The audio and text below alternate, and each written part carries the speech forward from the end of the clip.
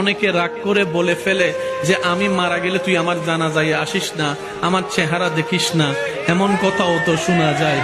এই মানুষটা সবার জানাজায় যেতে পারে, নিজের মায়ের পেটের রক্তের ভাইয়ের জানাজায় যেতে পারছে না আজকে, ওই রাগের কারণে, ওই ক্ষোভের কারণে। আমি শ্রদ্ধার সাথে বলি, এই এলাকা সম্পর্কে আমার কোনো জানা নাই, জ্ঞান নাই, ধারণা নাই, তবে আমার মন চাচ্ছে বলতে, তাই বললাম।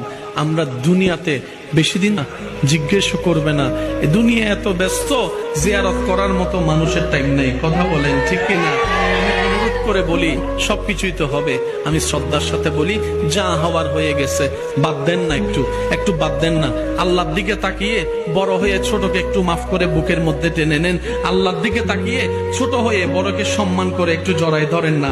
আপনারা একবার চেষ্টা করেন, আপনারা এইদিকে মিলে যাবেন, রব্বুল আলামিন খুশি হয়ে হয়তো আপনাদের জীবনের গুনাহ মাফ করে দিতে পারে।